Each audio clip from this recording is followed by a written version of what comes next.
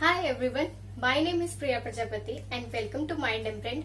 आज हम डिस्कस करेंगे अपना लेसन नंबर 5 जो कि है जैनिज्म एंड बुद्धिज्म से रिलेटेड। जो हमने लास्ट लेसन करा था ऋग्वेदिक एंड लेटर वैदिक एज, उसमें हमने ये चीज देखी थी कि सोसाइटी को डिफरेंट क्लासेस में डिवाइड करा गया है। ऋग्वेदिक में आर्यन एंड दस्युज होते थे जो कि white colour and black colour लोगों को कहते थे, जबकि उत्तर वैदिक काल में ये 4 सिस्टम में डिवाइडेड था। वन कौन से में?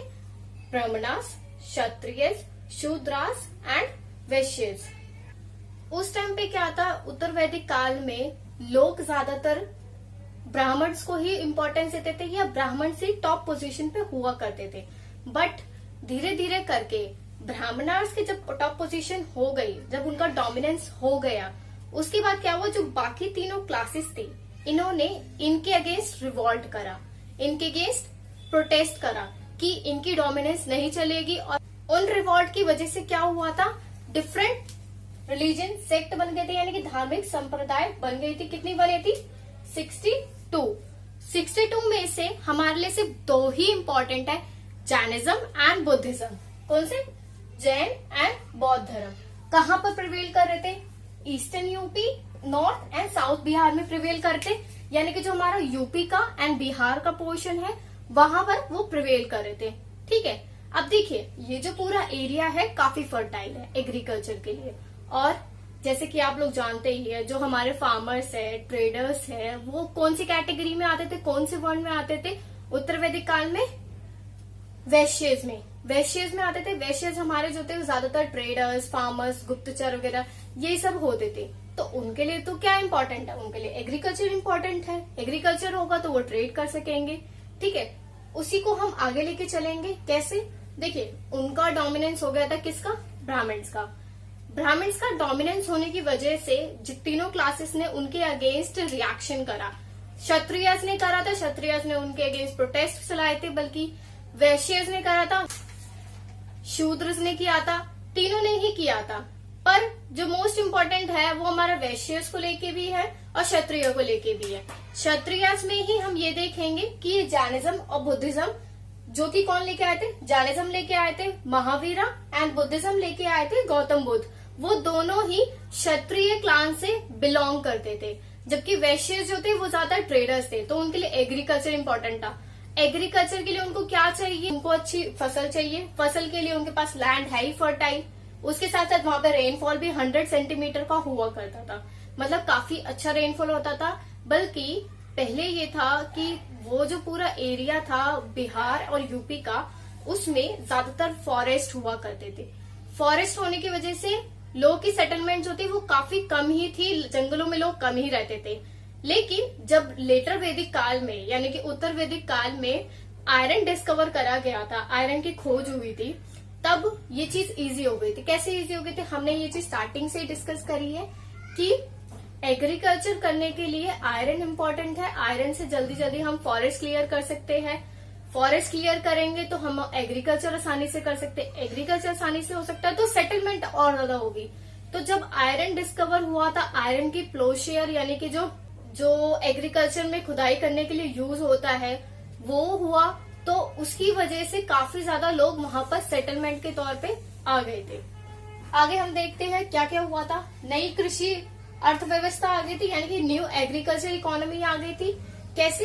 ज्यादातर जो ट्रेडर्स थे, वैश्यस थे, वो सारे के सारे एग्रीकल्चर में ही एंगेज थे। एग्रीकल्चर में एंगेज थे तो वो लोग के लिए इम्पोर्टेंट क्या था कि एग्रीकल्चर ही उनके लिए सोर्स ऑफ इनकम है, वही उनके लिए लाइवलीहुड है। उसके लिए उनको एनिमल चाहिए, यानी कि एनिमल हस्बेंड्री भी उनको चाहिए, पशुपालन चाहिए। पशुपालन होने से उनका जो एग्रीकल्चर है वो इजी हो जाएगा।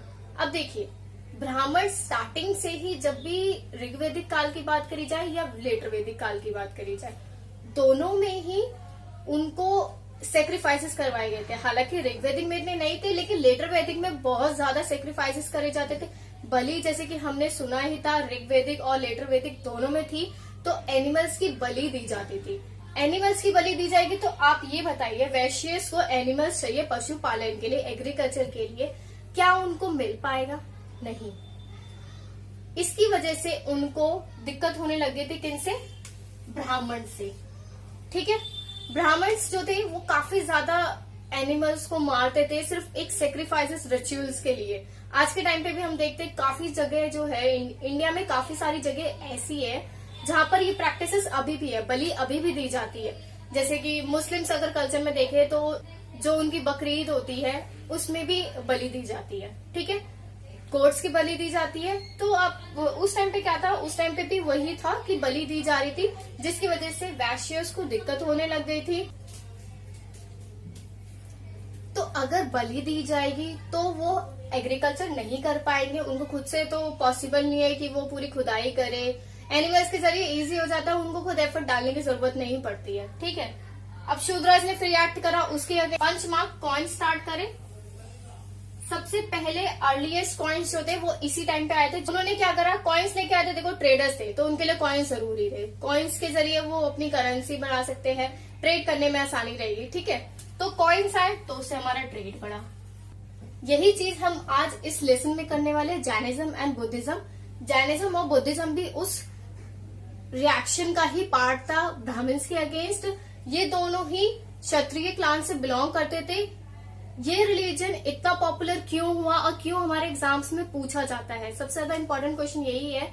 क्योंकि बाकी रिलीजन्स में क्या था, ब्राह्मण्स का डोमिनेंस था। जैसे कि हिंदू रिलीजन की अगर हम बात करें, हिंदू रिलीजन में वुमेन्स का स्टेटस इतना अच्छा नहीं था, वुमेन्स को एक्सक्लूड करा जाता था। ऑल्सो जैसे कि हमने पढ़ा ही था, वैश्यस एंड शूद्रास को, इन सबको वेदास पढ़ने के लिए नहीं अलाउ करा गया था। इनफैक्ट गिफ्ट्स वगैरह जो दिए जाते थे वो ब्राह्मण्स को ही दिए जाते थे, रेवेन्यू भी ब्राह्मण्स को ही दिए जाते थे, सारी चीजें उनको ही करी जा रही। तो क्या लोगों को प्रॉब्लम नहीं होगी, सोसाइटी को प्रॉब्लम नहीं होगी? उसी का पार्ट था ये जैनिज्म एंड बुद्धिज्म। दोनों क्षत्रिय क्लान से बिलोंग करते थे, उन्होंने भी एक तरीके से रिएक्शन दिया था ब्राह्मण्स के अगेंस्ट। ये नए रिलीजन्स आए थे। ये रिलीजन्स पॉपुलर क्यों हुए? क्योंकि इसमें क्या था कि जो वुमेन्स का स्टेटस था या मेंस का स्टेटस, या कोई भी पर्सन, इट डजेंट मैटर तुम कौन से सेक्स से बिलोंग करते हो, कौन सी कास्ट से बिलोंग करते हो, डजेंट मैटर। आप इस रिलीजन को अपना सकते हो विदाउट एनी कंडीशन। सिर्फ एक कंडीशन थी, वो कंडीशन क्या थी कि जब भी आप कन्वर्ट होगे इन दोनों में से किसी भी रिलीजन में, आप उनके रूल्स एंड रेगुलेशन को रिलीजियसली फॉलो करोगे। And that is, I think, कोई डाउट वाली बात नहीं है। वो बहुत इजी तो नहीं था, लेकिन तब भी एटलीस्ट इन कंडीशन से तो मच बेटर है कि वो कंडीशन रखी जाए। तो इस वजह से वो काफी ज्यादा पॉपुलर हुए थे सोसाइटी के बीच में, क्योंकि वो कोई जेंडर बायस नहीं थे या कास्ट बायस नहीं थे। उन्होंने ऐसा भी नहीं कहा कि बहुत रिचुअल्स करने हैं, बहुत सेक्रीफाइसेस करने हैं तुम्हें, ऐसा कुछ नहीं कहा था। उन्होंने बस कुछ डॉक्ट्रिन्स दी थे, यानी कि कुछ बातें बताई थी। जैसे कि बुद्धिज्म में हम पढ़ेंगे अष्टांगिक मार्ग बताया था कि आप कैसे अपनी लाइफ को बेहतर बना सकते हैं। वो सारी चीजें करी थी। वो एक नॉर्मल पर्सन कोई भी होगा वो फॉलो कर सकता है। इनफैक्ट आज के टाइम पे भी हम वो चीज फॉलो कर सकते हैं। ठीक है, तो अब हम बात करेंगे गौतम बुद्ध के बारे में एंड महावीर के बारे में। स्टार्ट करते हैं। देखिए, ये टाइम पीरियड कहां से कहां तक है, पहले ये देख लेते हैं। 540 से 468 बीसी तक जैनिज्म चला था एंड 563 से 463 करीबन 100 साल तक बौद्ध धर्म चला था। सबसे ज्यादा टाइम तक जो है जैनिज्म था। इनफैक्ट ये टाइम पीरियड जो है 540 से 468 का, ये में महावीरा का टाइम है, जिन्होंने सबसे ज्यादा पॉपुलर करा था जैनिज्म रिलीजन को। बट ये काफी टाइम से चल रहा है, काफी पुराना रिलीजन है। क्यों, ये हम बात कैसे जानते हैं? क्योंकि देखिए, जैनिज्म के टीचर्स को तीर्थंकारास कहते हैं। देखिए, जैनिज्म के टीचर्स को तीर्थंकारास कहते हैं। तीर्थंकारास जो थे वो 540 तक 24 तीर्थंकारास थे। इसका मतलब उससे पहले 23 तीर्थंकारास भी रहे होंगे, तो वो भी करीब काफी टाइम तक रहे होंगे। इसका मतलब वो रिलीजन जो है काफी ज्यादा पुराना है। ऑल्सो 24वें जो तीर्थंकारा थे वो हमारे महावीर थे। ठीक है, कई लोग ये कहते हैं कि महावीर और गौतम बुद्ध जो है वो कंटेम्पररी है, यानी कि दोनों एक टाइम पे प्रिवेल कर रहे थे। देखिए, ये बात बिल्कुल ठीक है कि महावीर और बुद्ध जो थे वो दोनों एक ही टाइम पे थे। एक ही टाइम पे वो लोग अपने टीचिंग्स को दुनिया में फैला रहे थे, बट वो दोनों कभी नहीं मिले। ये मिस्टीरियस है काफी ज्यादा कि जब एक ही एरिया में थे, एक ही टाइम पे थे और इतने फेमस भी थे, फिर भी वो दोनों नहीं मिले कभी। बट लोगों की मिसकंसेप्शन ये भी है कि लोग ये सोचते हैं कि जैनिज्म और बुद्धिज्म जो है वो कंटेम्प्रेरी है। ये गलत है। बुद्धिज्म पॉपुलर हुआ था, बौद्ध धर्म जो पॉपुलर हुआ था वो बुद्धा की वजह से हुआ था, and that too in 563 BC से स्टार्ट हुआ था, मतलब जब बुद्धा जी पैदा हुए थे। बट जैनिज्म हमने देखा कि जैनिज्म में तो ऑलरेडी 24 तीर्थंकार थे और 540 में तो 24वें तीर्थंकार जो कि महावीर थे वो थे। तो हाउ इज इट पॉसिबल कि दोनों को कंटेम्प्रेरी हम कह सकते हैं? वो तो काफी ज्यादा पुराना हुआ ना, इसका मतलब। आगे बढ़ते हैं। 24वें तीर्थंकार जो कौन थे? महावीर थे। इनके फादर का नाम क्या है? सिद्धार्थ।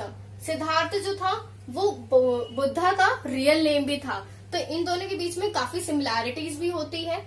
ऑल्सो क्या सिमिलैरिटीज है? ये जो शेडेड पोर्शन है हमारा, वो किसको रिप्रेजेंट कर रहा है? देखिए, दोनों जो थे वो नोबल फैमिली से बिलोंग करते थे, मतलब ही दोनों प्रिंसेस थे, ठीक है ना। दोनों ही क्षत्रिय क्लान से बिलोंग करते थे। क्षत्रिय तो वॉरियर्स ही होते थे, तो राजकुमार थे दोनों के दोनों ही। ऑल्सो क्षत्रिय क्लान से बिलोंग करते थे।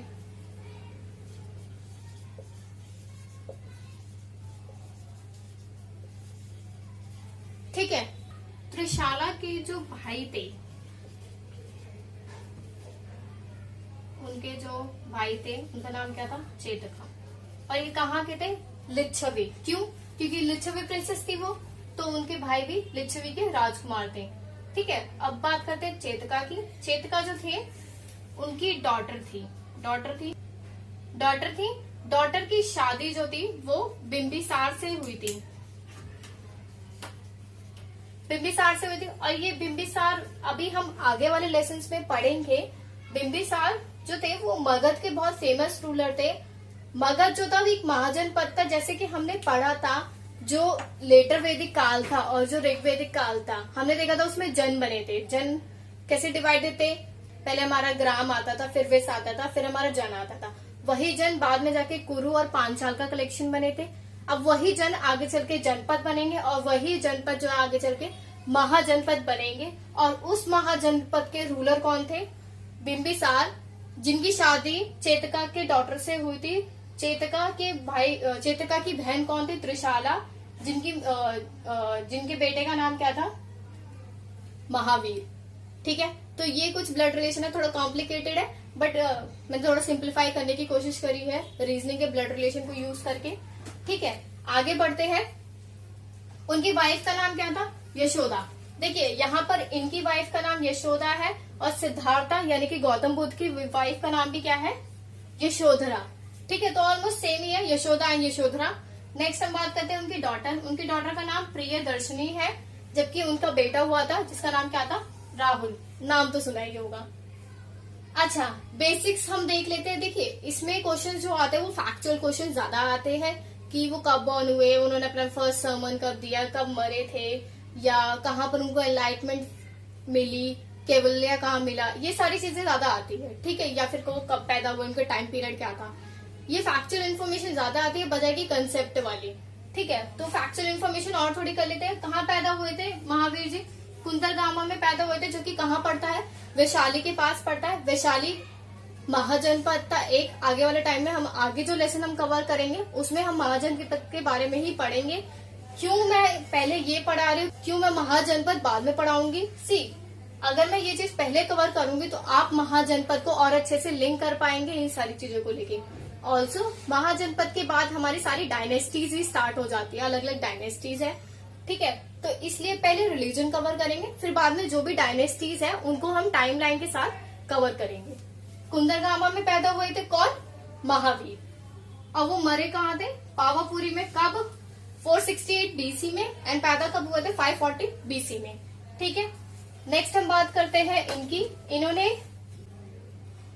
पाली लैंग्वेज का इस्तेमाल करा था। इन्होंने पाली लैंग्वेज इस्तेमाल करती। पाली लैंग्वेज जो कहते हैं उनको कॉमन की लैंग्वेज कहते हैं, यानी कि आम लोगों की जो भाषा है। जैसे कि अभी दिल्ली में हम हिंदी बोलते हैं तो आम लोग ज्यादातर जो है हिंदी यूज करते हैं, हर कोई इंग्लिश नहीं बोल सकता, या हर कोई जो अपनी भोजपुरी है या कोई और लैंग्वेज है वो डेली बेसिस पे कितना यूज करेगा। ठीक है। बट ज्यादातर लोग जो है वो हिंदी बोलते हैं। उस टाइम पे ज्यादातर लोग जो थे वो पाली बोलते थे, तो उन्होंने पाली का इस्तेमाल किया था ताकि जो सोसाइटी है, जो ज्यादा लोग है, ज्यादा पब्लिक है, वहां तक उन तक पहुंच सके, जो भी वो कहना चाहते हैं वो उन तक पहुंच सके। इस वजह से उन्होंने नॉर्मल लोगों की जो लैंग्वेज है वही यूज करी थी, जबकि ब्राह्मण से संस्कृत का इस्तेमाल करा था। संस्कृत को इंटेलेक्चुअल लोगों की लैंग्वेज कहा जाता है, क्योंकि देखो आप लोग भी जानते हो, आप लोगों को भी संस्कृत आज के टाइम पे इतनी नहीं आती होगी या थोड़ी बहुत ही आती होगी। इसी वजह से वो इंटेलिजेंट लोगों की निशानी है या इंटेलिजेंट लोगों की लैंग्वेज है, क्यों ज्यादा लोग नहीं बोल पाते उसको। इन्होंने उसका कॉन्ट्रास्ट करते हुए पाली लैंग्वेज का इस्तेमाल करा था ताकि वो ज्यादा से ज्यादा लोग पे जुड़ पाए, जबकि ब्राह्मण से संस्कृत यूज करे थे क्योंकि वो अपना डोमिनेंस दिखाना चाहते थे कि हाँ हम तो बहुत इंटेलेक्चुअल है, हम बहुत ज्ञानी है, हमें सब आता है। ठीक है, हम बात करेंगे कब बॉर्न हुए थे। लुम्बिनी, नेपाल में। कपिलावस्तु के राजकुमार थे ये, जैसे कि उनके फादर जो थे सुधोधना, वो कपिलावस्तु के राजा थे। साक्य मुनि भी कहा जाता है गौतम बुद्ध को, क्यों? साक्य मुनि, देखिए दो वर्ड्स है यहाँ पर, साक्य प्लस मुनि।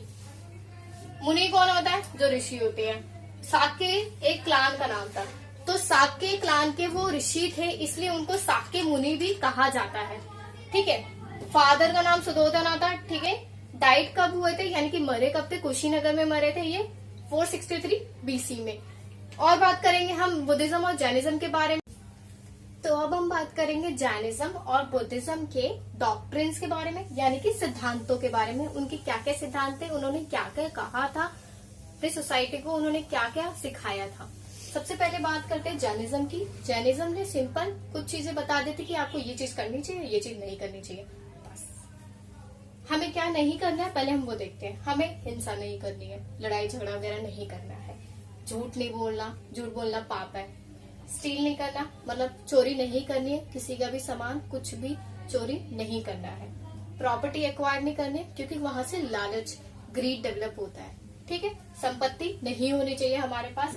ब्रह्मचार्य हमें फॉलो करना है, ऑब्जर्व करना है। ठीक है, देखिए ये जो 5th वाला है सिर्फ इसकी बात करती हूँ, बाकी जो ऊपर के 4 है वो पहले के जो तीर्थंकारास थे जैनिज्म के, पहले के जो टीचर्स थे उन्होंने दिए थे। सिर्फ ये पार्ट था जो कि महावीरा ने दिया था। नेक्स्ट हम बात करते हैं फेथ की। फेथ होना चाहिए, विश्वास रखना चाहिए अपने पे, ये होना चाहिए। नॉलेज होनी चाहिए भाई, नॉलेज लो, जहां से मिल सके वहां से लो। हमारे एक्शन सही होने चाहिए। ठीक है, ये 3 चीजें हमारी होनी चाहिए। ऑल्सो ब्रह्मचार्य भी होना चाहिए। बाकी 4 हमें नहीं करना, तो 4 हमें करनी है, 4 हमें नहीं करनी चाहिए। बस ये मेन चीजें थी जो जैनिज्म या जैन धर्म ने कही थी। अब बात करते हैं बौद्ध धर्म की। बौद्ध धर्म की ये चीज मुझे पर्सनली भी बहुत अच्छी लगी है। अगर ये लाइफ में इम्प्लीमेंट हो जाए तो लाइफ बहुत सिंप्लीफाइड है, बहुत ज्यादा सिंपल है। आपको किसी चीज का कोई फर्क ही नहीं पड़ेगा, दुख और सुख क्या होता है, you will not feel anything. ठीक है, 8 फोल्ड पाथ की बात करते हैं। उन्होंने 8 फोल्ड पाथ दिए थे, यानी कि अष्टांगिक मार्ग दिया था कि आपको ये 8 चीजें फॉलो करनी है और उससे क्या होगा, प्रॉब्लम्स नहीं रहेंगी। देखिए दोनों चीजों में क्या कॉमन थी, दोनों डॉक्ट्रिन्स में ये कॉमन था कि उन्होंने, जो महावीरा थे और जो बुद्धा थे, दोनों ही एक सर्टेन एज पे, यंग एज पे गांव छोड़ के चले गए थे, अपना राज्य पूरा छोड़ के चले गए थे और वो ज्ञान के लिए इधर उधर भटक रहे थे। तो दोनों जनों ने ही ये चीज नोटिस करी थी कि जब वो घर से बाहर निकले तो उन्होंने ये चीज नोटिस करी कि जैसे कि बुद्धा की अगर हम बात करें तो बुद्धा ने एक मरा हुआ पर्सन देखा था, एक बूढ़ा व्यक्ति देखा था और भी बहुत सारे दुखों वाली चीजें देखी थी दोनों जने ने ही। इस वजह से उनको ये चीज फील हुई कि दुनिया में कितना ज्यादा दुख है। उस वजह से ही इन्होंने अष्टांगिक मार्ग दिए थे, जिनका पहला हमारा यही कहता है कि world is full of sorrow, यानी कि संसार में दुख ही दुख है, सुख है ही नहीं, सब दुख ही है। आज के टाइम पे भी यही चीज है, कोई सेटिस्फाइड है ही नहीं। अगर हमें जॉब मिल जाएगी तो जॉब के बाद ये होता है जॉब पे इतना काम होता है, फिर उसके बाद अगर प्रमोशन भी हो जाएगा फिर यार और ज्यादा काम आ गया है। इंसान कभी खुश नहीं रह सकता। नेक्स्ट, क्यों नहीं रह सकता? क्योंकि उसके डिजायर्स बहुत ज्यादा है। हम चाहते हैं हमें ये भी मिल जाए, हमें वो भी मिल जाए, हमें ये भी मिल जाए। डिजायर्स बहुत ज्यादा है। इवन आज के टाइम पे भी अगर लॉकडाउन हो रखा है तो तब भी थोड़ी कम हो रखी है। लोग मन है कि ये भी खाए, हम बाहर जाए, हम ये करें, हम वो करें। ठीक है, अभी भी वो डिजायर्स है। उसी वजह से हम दुखी भी रहते हैं। फॉर एग्जाम्पल, एक पेपर होता है 12th क्लास के, 10th क्लास के, जिसके भी पेपर है, कोई भी एग्जाम, मतलब कोई भी सपोज कर लीजिए एग्जाम होता है, आप एक्सपेक्ट करें कि उसमें करीब आपके 100 में से मतलब 90 तो आएंगे। ठीक है, आपके आते हैं 40, दुख होगे, परेशान हो जाएंगे, रोएंगे थोड़े दिन बैठ के। रीजन है ना उसके पीछे भी, कि हम जो सोच रहे थे कि हमारे इतने मार्क्स आने चाहिए, इतने नहीं आए हैं, क्या होगा दुखी होके। हमने डिजायर करना उस चीज का, अल्टीमेटली हमें क्या मिला, सौरव। अगर हम इस डिजायर को ही हटा देंगे तो हमें क्या दुख होगा, कोई दुखी होगा। अब अगर हम एक्सपेक्ट ही नहीं करेंगे हमारे कितने मार्क्स आ रहे हैं, कितने नहीं आ रहे हैं, कोई फर्क पड़ेगा? नहीं पड़ेगा। तो हमारे सारे दुखों की जड़ जो है वो ये डिजायर है। हम चाहते बहुत कुछ है, हमें ये भी मिल जाए, वो भी मिल जाए, ये भी करना है, वो भी करना है। ठीक है, उस वजह से हम दुखी रहते हैं। अब देखिए, इसको स्टॉप करा जा सकता है कैसे? बुद्धिज्म ने वही चीज बताई है कैसे। 8-fold पाथ दी है उन्होंने। 8-fold पाथ में उन्होंने ये चीज कही है कि अगर आप एक बीच का रास्ता अपनाते हैं, ना इधर का ना इधर का, एक मिडल पाथ अपनाते हैं, तो आप दुखी नहीं होगे, या आपका मन शांत रहेगा, या आप नॉलेज गेन कर लोगे। ठीक है, एक मूवी है, साउथ इंडियन मूवी है, उसमें मूवी में स्टार्टिंग में मूवी का नाम बताते हैं पहले, लकी द रेसर है, अल्लू अर्जुन की है, अल्लू अर्जुन है, श्रुति हसन की है। बहुत अच्छी मूवी है, अगर आप देखना चाहते हो फॉर एंटरटेनमेंट देख सकते हैं। बट उसमें एक चीज है जो बहुत अच्छी लगी थी मुझे, कि उस मूवी में एक सीन होता है, हीरोइन जो होती है यानी कि श्रुति हसन जो होती है, वो लाइक मतलब ऐसे ही है, मतलब उनका मिडल पाथ वाला ही सीन है कि वो बहुत ज्यादा खुश नहीं होती, बहुत ज्यादा दुखी नहीं होती किसी चीज को लेके। शी इज ऑलवेज काम, बहुत शांत रहती है हमेशा। तो एक सीन आता है मूवी में जब वो बैंक में होती है, एंड बैंक में अचानक से डाकू आ जाते हैं, चोर आ जाते हैं, गोली वगैरह दिखा रहे होते हैं उनको, सब डरे होते हैं, सब इधर उधर भाग रहे होते हैं। वो शांत खड़ी होती है आराम से अपनी लाइन में जहां पर वो खड़ी थी, जबकि उनको अटेंड करने वाला भी कोई नहीं रहता, जो रहता है वो भी छुप जाता है, कोई नहीं रहता, सिर्फ वो रहते ही है और हीरो रहता है। तो हीरो तो डरता, भाई हीरो नहीं है मिडिल पाथ वाला, ठीक है ना, लेकिन she is following the middle path.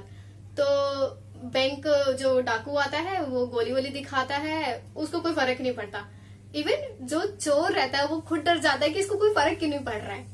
ठीक है, तो ये है मतलब वो रियल लाइफ एग्जांपल है कि कैसे मतलब वो चीज फॉलो करी जा सकती है। मूवी बहुत अच्छी है, कॉमेडी मूवी है, देख सकते हैं। बट उस चीज से सीखने वाली चीज मुझे यही लगी कि उन्होंने मिडिल पाथ अपनाया। हालांकि बाद में ये चीज दिखाते हैं कि हीरोइन फिर वैसी हो जाती है, बट मिडिल पाथ अपनाएंगे तो आई थिंक हमारी डिजायर्स वगैरह कम हो सकती हैं। डिजायर्स कम होगी तो हम दुखी कम होंगे, हम शांत ज्यादा रहेंगे और खुश ज्यादा रहेंगे। ठीक है, किसी भी चीज से ज्यादा खुश नहीं होना, ज्यादा दुखी नहीं होना। Excess of anything is bad. अब हम बात करेंगे डिफरेंट काउंसिल्स जो कराई गई थी, जैनिज्म की और बुद्धिज्म की। देखिए, पहले बात करते हैं फर्स्ट काउंसिल जो हुई थी जैनिज्म की। हम ये आगे वाले लेसन्स में पढ़ेंगे कि चंद्रगुप्त मौर्य जो थे उन्होंने जैनिज्म अपनाया था, और उन्होंने जैनिज्म को बल्कि साउथ इंडिया तक भी पहुंचाया था, साउथ इंडिया में भी फेमस करा था। देखिए, हुआ ये था, सिचुएशन ऐसी थी कि जो पूरा बिहार का एरिया था वहां दो भाई थे, एक स्थूलभद्र एंड एक भद्रबाहु। ठीक है, तो दोनों भाई थे, दोनों जो थे वो मगध के एरिया में ही थे, उनके अंडर ही था सारा का सारा। फिर क्या हुआ था कि चंद्रगुप्त मौर्य जो थे वो उनसे मिले थे और उनको ये जैनिज्म वाला रिलीजन जो था वो बहुत सही लगा, तो उन्होंने अपने आप को कन्वर्ट करवा लिया जैनिज्म में। और उसके बाद क्या हुआ कि सिचुएशन ऐसी थी, कहा जाता है ऐसा कि वहां कोई फेमाइन या फ्लड वगैरह आने के चांसेस थे। इनफैक्ट फेमाइन आई भी थी। तो फेमाइन आने पे क्या हुआ था कि स्थूलभद्र ने ये कहा कि भद्रबाहु तुम और चंद्रगुप्त जो है वो साउथ इंडिया की तरफ बढ़ जाओ, यहाँ बाढ़ आ रही है, मैं यहाँ सारी चीजें संभालता हूँ, तुम साउथ की तरफ जाओ और जैनिज्म को बढ़ाओ। तो वो साउथ की तरफ चले जाते हैं दोनों जने। ठीक है, हालांकि उन्होंने फेमस तो करा साउथ इंडिया में, लेकिन चंद्रगुप्त की वहीं पर ही डेथ भी हुई थी साउथ इंडिया में ही। तो जब भद्रबाहु फेमाइन जब खत्म हो जाती है, पूरा सिचुएशन नॉर्मल हो जाती है, भद्रबाहु जब वापसी जाते हैं वहां एरिया में, मगध में जो पूरा बिहार का एरिया है, वहां ये देखते हैं कि सब कुछ बदल चुका है, जैनिज्म पूरा बदल चुका है। जैनिज्म में लोग जो थे, जो रूल्स बनाए गए थे वो कोई फॉलो नहीं कर रहा है, रूल्स बदल चुके हैं लोगों के। ठीक है, सारी चीजें, मतलब लोग रूल्स फॉलो नहीं कर रहे हैं, लोग थोड़े थोड़े ग्रीडी भी हो रहे हैं, लैंग्वेज बदल गई है, जो कि प्राकृत यूज करी जाती थी वो भी अब डिफरेंट लैंग्वेज यूज करने लग गए हैं। ठीक है, तो ये सारी चीजें चेंज हुई थी, तो उनको ये चीज बड़ी बेकार लगी कि मतलब मैं थोड़ा टाइम के लिए चला क्या गया, या तो दुनिया ही बदल गई है, दुनिया ही पलट गई है। तो उनको ये चीज बिल्कुल अच्छी नहीं लगी। इस चीज के बीच में दोनों के बीच में लड़ाई हुई, स्थूलभद्र और भद्रभाव के बीच में बहस भी हुई। बहस होने की वजह से उस बहस को सॉर्ट आउट करवाने के लिए ये काउंसिल रखी गई थी। फर्स्ट काउंसिल जो हुई थी जैनिज्म की, वो उन दोनों के जो डिफरेंसेस थे उनको खत्म करने के लिए ही रखी गई थी। पाटलिपुत्र में हुई थी, स्थूलभद्र ने करवाई थी, लेकिन भद्रबाहु ने पूरा बॉयकॉट करा था इसको। वो बिल्कुल भी जो ये काउंसिल ने डिसीजन लिए थे कि कंटिन्यू होना चाहिए ऐसा रिलीजन, बट वो बिल्कुल भी एग्री नहीं करते थे, तो इसलिए वो गए ही नहीं उस काउंसिल में, उन्होंने अटेंड ही नहीं करा। तो ये काउंसिल का मेन स्टोरी ये थी, इस वजह से कराई गई थी। सेकेंड काउंसिल हमारी वल्लभी में करवाई थी। वल्लभी एक एजुकेशन सेंटर भी है, कब हुई थी? 512 बीसी में, जबकि ये 300 बीसी में हुई थी। और इसको किसने करवाया था? देवासत श्रमणा ने। किसने कराया था? देवासत श्रमणा ने। अब बात करते हैं बुद्धिज्म के काउंसिल्स की। कितने काउंसिल्स हुई थी? यहाँ पे 4 काउंसिल हुई थी। बहुत इंपॉर्टेंट है बुद्धिज्म की काउंसिल्स, पेपर में आती है, अक्सर पूछी जाती है। पहली हमारी काउंसिल है राजगीर में जो हुई थी, किसने करवाई थी? अजात शत्रु ने करवाई थी। 483 बीसी में करवाई थी। देखिए, ये जितने भी रूलर्स ने करवाई है, इन्होंने बुद्धिज्म कहीं ना कहीं फॉलो कराया है या उसको प्रमोट करने की कोशिश करी है, इस वजह से उन्होंने काउंसिल्स वगैरह रखवाई है। सेकेंड काउंसिल हमारी थी वैशाली में हुई थी, 383 बीसी में हुई थी, एग्जैक्टली 100 साल बाद उसके। किसने करवाई थी? सबगामी, जो कि उस टाइम पे उसके प्रेसिडेंट हुआ करते थे काउंसिल के। थर्ड जो है हमारी मोस्ट इंपॉर्टेंट है, पाटलिपुत्र में ही हुई थी, और पाटलिपुत्र में फर्स्ट हमारी जैनिज्म की भी हुई थी। 250 बीसी में हुई थी। किसने करवाई थी? अशोका ने करवाई थी, लेकिन उसके हेड कौन बनाया गया था? उनके जो सबसे छोटे भाई थे, 99 ब्रदर्स जो थे, उनका जो एक ब्रदर जिनको उन्होंने मारा नहीं था, उन्होंने उसको ही प्रेसिडेंट बनाया था इस काउंसिल का, जिसका नाम क्या था? कमेंट बॉक्स में कमेंट करके बताइएगा। नेक्स्ट हमारा है कुंदलवन में हुई थी 78 एडी में। ये ओनली काउंसिल है जो कि एडी में हुई थी। क्यों? कनिष्का ने ही इस चीज को रेवोल्यूशन लेके आए थे कि बीसी में ना होके ये क्रिश्चियन का जो इन्फ्लुएंस है हमारे टाइमलाइन पे, उसको हटा दिया जाए और एडी में कन्वर्ट कर दिया जाए। ठीक है, इसलिए वो लोग कनिष्का ने ही नया कैलेंडर स्टार्ट करा था, कनिष्क कैलेंडर के नाम से ही है शायद वो, तो उन्होंने ही करवाई थी। हालांकि इसके प्रेसिडेंट जो थे वो वासुमित्र थे। ठीक है, कहाँ हुई थी? कुंदलवन। कुंदलवन कहाँ है? कश्मीर में। अब देखिए, यहाँ पे 2 मेजर रूलर्स आए हमारे सामने, अशोका एंड कनिष्का। अशोका और कनिष्का बुद्धिज्म तो फॉलो करते थे, लेकिन बुद्धिज्म के भी टाइप्स थे, जैसे कि जैनिज्म के टाइप्स थे। जैनिज्म जो था वो 2 पार्ट्स में डिवाइड हो गया था। जब ये फर्स्ट काउंसिल कराई गई थी, भद्रबाहु ने जब बॉयकॉट करा, तो जैनिज्म 2 पार्ट्स में डिवाइड हो गया था, एक श्वेतांबर्स और एक दिगंबर्स। दिगंबर्स एंड श्वेतांबर्स।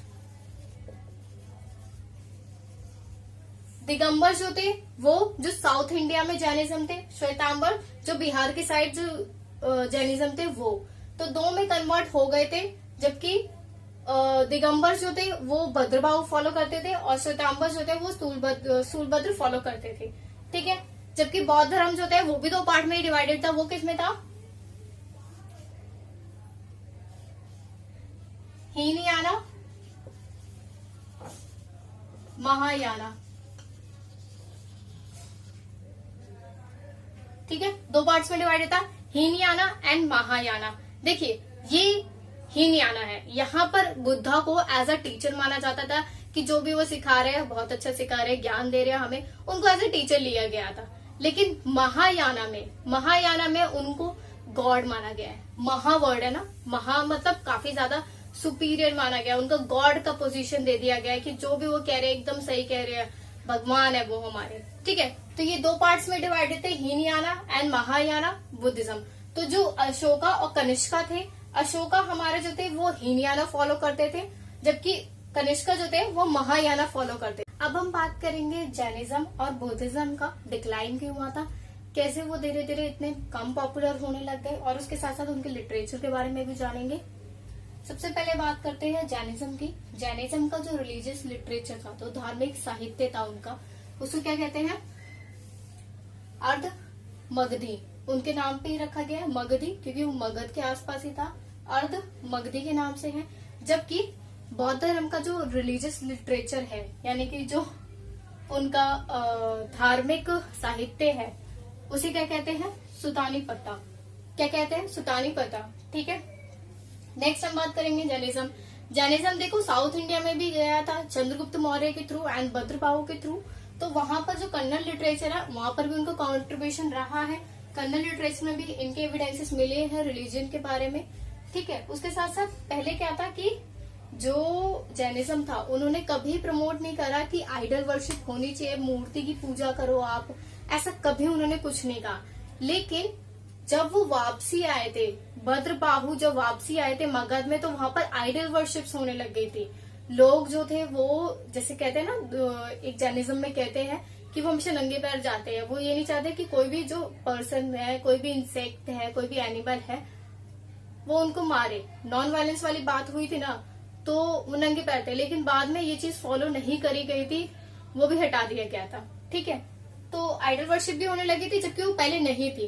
तो जब मेन जो क्वालिटीज है किसी चीज की, वो डिग्रेड होने लगती है। जैसे पानी है, पानी अगर पॉल्यूट होने लग जाए तो नुकसान देगा ना, तो वही चीज है। तो वो नुकसान देने लग गया था। जो एक्चुअल में जब स्टार्ट हुआ, तो जो क्वालिटीज तब थी, वो बाद में नहीं रही थी। बौद्ध धर्म की बात करेंगे तो बौद्ध धर्म में एक फेमस है, गांधार आर्ट के नाम से है, जो कि क्या है कि बहुत फेमस स्कल्पचर्स या फिर मूर्तियां बनाई गई थी। गांधार आर्ट कहते हैं उसे। किसने बनाई थी? ग्रीक्स और इंडियंस ने मिलकर बनाई थी। इसमें भी यही पॉइंट है। बौद्ध धर्म में भी कभी उन्होंने ये चीज नहीं कही थी कि आप मूर्तियों की पूजा करो या आप मूर्तियां बनाओ। कभी उन्होंने ऐसा नहीं कहा। हमने ये चीज पढ़ी भी थी कि उन्होंने सिर्फ कहा था मिडिल पाथ फॉलो करना है आपकी डिजायर्स को कम करने के लिए। लेकिन धीरे धीरे करके वो भी यूज होने लग गया। जब बुद्धा जी की डेथ हो जाती है, उसके बाद से आइडल वर्शिप भी होने लग गई थी। लोग जो थे मूर्तियों की पूजा करते थे। उसके साथ साथ लोग जो थे वो रिचुअल्स और सेक्रीफाइसेस भी करने लगे थे। सी, ब्राह्मण्स में ये चीज फेमस थी कि वो रिचुअल्स, रस्मों रिवाज, सेक्रीफाइसेस करवाने के लिए बहुत फेमस थे। उन चीजों को हटाने के लिए ही बुद्धिज्म आया था। लेकिन बुद्धा की डेथ के बाद वो रिचुअल्स, सेक्रीफाइसेस दोबारा स्टार्ट होने लग गए थे। तो वो क्वालिटीज तो बुद्धिज्म में भी नहीं रही। देखिए, जैनिज्म तो तब भी आगे टाइम तक थोड़ा प्रिवेल करा था, लेकिन बुद्धिज्म तो बिल्कुल प्रिवेल नहीं करा था। उसके साथ साथ सेक्रीफाइसेस शुरू हो गए। लोग जो थे फिर से रस्मों रिवाज कर रहे हैं, फिर से गिफ्ट्स वगैरह ले रहे हैं एक दूसरे से, और रेवेन्यू भी कलेक्ट कर रहे हैं। सारी चीजें होने लग गई थी। तो वो जो ओरिजिनल क्वालिटीज थी, वैल्यूज थी, वो सब हटने लग गई थी। लोगों का विश्वास धीरे धीरे घटता जा रहा था। ऑल्सो कुछ रूलर्स ऐसे भी थे, जैसे पुष्यमित्र शुंगा, जिन्होंने ये जो बौद्ध धर्म था उसको डिस्ट्रॉय करने की भी कोशिश करी थी। पुष्यमित्र शुंगा हम आगे भी पढ़ेंगे, आगे उनकी शुंगा डायनेस्टी है, ठीक है, उसके बारे में पढ़े थे। वो एक ब्राह्मण थे, तो वो नहीं चाहते थे कि बुद्धिज्म फैले। तो ऐसे रूलर्स की वजह से भी धीरे धीरे करके जो था बुद्धिज्म जो था और घटता गया था। हुन्स के किंग्स थे, वो भी ऐसे ही कर रहे थे, उनको भी नहीं पसंद आ रहा था ये बौद्ध धर्म। ये बौद्ध धर्म जो है सबसे ज्यादा फेमस ही तब हुआ था जब अशोका रूलर थे। अशोका ने ये बौद्ध धर्म वेस्ट एशिया, सेंट्रल एशिया तक पहुंचाया था। इनफैक्ट श्रीलंका, चाइना, तिब्बत, इन सब जगह था। आज के टाइम पे भी हम देखते हैं कि ये रिलीजन बुद्धिज्म जो है वो इंडिया में ना होके बाकी सारी कंट्रीज में जरूर है। जैसे कि चाइना, तिब्बत में हम देखें वहां जाता है बुद्धिज्म फॉलो कर जाता है। श्रीलंका में देखें, श्रीलंका में भी फॉलो कर जाता है। लेकिन जहां इंडिया में स्टार्ट हुआ था वो वही नहीं है। लोग अपने रूट्स भूलकर वो उधर जगह फैला हुआ है, लेकिन अपने ही कंट्री में बुद्धिज्म नहीं है। ठीक है। तो ये बड़ा कॉन्ट्रास्ट भी आ गया था धीरे धीरे कि जब अपनी खुद की कंट्री में ही नहीं है तो फिर क्या ही फायदा उस चीज का। फिर बात करते हैं डिफरेंट यूनिवर्सिटी जिसमें बुद्धिज्म पॉपुलर हुआ था। कौन सी थी? Nalanda, Vikramshila and Valabhi university. ये तीनों यूनिवर्सिटी बहुत ही ज्यादा फेमस है। इनफैक्ट आज भी इनमें से काफी सारी यूनिवर्सिटीज प्रिवेल कर रही हैं। तो ये थी हमारी आज की वीडियो। कैसे हमने देखा डिक्लाइन हुआ। तो मेजर रिलीजन जैनिज्म तो तब भी काफी टाइम तक चला, लेकिन बुद्धिज्म तो काफी ज्यादा जल्दी ही खत्म हो गया। ऑल्सो एक और इम्पोर्टेंट फैक्ट था कि वुमेन्स जो थी, डिफरेंट जो इनके संघ थे, किसके? बुद्धिज्म के जो डिफरेंट संघ थे उसमें वुमेन्स का भी पार्टिसिपेशन काफी ज्यादा एक्टिव होने लग गया था। लेकिन लोगों ने बाद में इस पार्टिसिपेशन को, वुमेन पार्टिसिपेशन को एक ऑब्जेक्ट की तरह देखने लग गए, वुमेन को एक ऑब्जेक्ट की तरह देखने लग गए, जिसकी वजह से लोगों में ग्रीडीनेस आने लग गई और मतलब माहौल पूरा खराब ही कर दिया था लोगों के माइंडसेट ने, जिसकी वजह से और ज्यादा मतलब लोग जो थे कतराते थे कि नहीं हमें बुद्धिज्म फॉलो नहीं करना है क्योंकि उसमें वुमेन्स होती हैं। ठीक है, तो कुछ कुछ ऐसे रीजन थे, लोगों की थिंकिंग थी। खैर अब तो खैर डिक्लाइन हो चुका है काफी हद तक, तिब्बत और चाइना में तो अभी भी है। तो ये थी हमारी आज की वीडियो। अगर आपको पसंद आई तो लाइक शेयर और सब्सक्राइब जरूर कीजिएगा। आगे वाले लेसन में हम डिस्कस करेंगे इसी का एक और पार्ट है महाजनपद। हम देखेंगे कि मगध में कैसे ये दो रिलीजन जो थे वो इम्पोर्टेंट थे, ऑल्सो मगध में कौन कौन से रूलर्स थे उस टाइम पे, ये भी हम देखेंगे। Thank you so much for watching. Stay happy, stay safe, stay home, stay learning. Thank you.